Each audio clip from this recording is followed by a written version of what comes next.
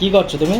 একটু চা বানালাম, একটু চা খাবো, গলা ব্যথা হয়েছে প্রচন্ড, ওই জন্য চা খাবো। তা গলা ব্যথা হলে দুধ চা কে খায়? এটা আদা দিয়েছি তো। লিকার চা খেতে পারতে আদা দিয়ে। লিকার চা আমার ভালো লাগে না, একটু একদিন খাচ্ছি, গরমে তো এমনি চা খেতে ভালো লাগে না, এটাই আদা দিয়ে এটাই চা দিয়ে খাচ্ছি। আর সকালে খাবার কি আছে? সকালে খাবার রয়েছে হলো কিনা ভাত রয়েছে তোমার জন্য, আর আব্বুরা হলো কিনা মাঠে ভাত নিয়ে গেছে, আর তোমার জন্য আলু ভাজা করে রেখেছি, তুমি খেয়ে নাও।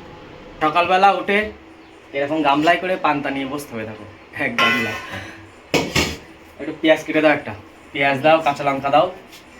পেঁয়াজ কাঁচা লঙ্কা ছাড়া পান্তা যেন অসম্পূর্ণ থেকে যায়, আর যদি লঙ্কা পুড়িয়ে খাওয়া যায় তাহলে আরো বেশি ভালো লাগে।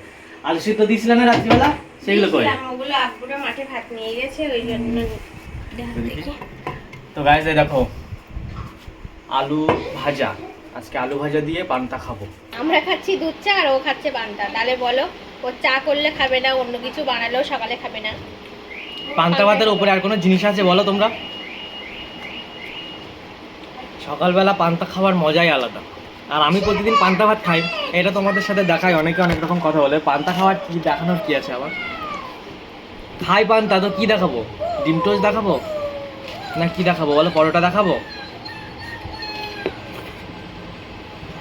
এটা খেলে আরো সারাদিনে শরীর ঠান্ডা থাকবে বলো, পরোটা খেলে বড় অন্য কিছু খেলে গ্যাস হবে।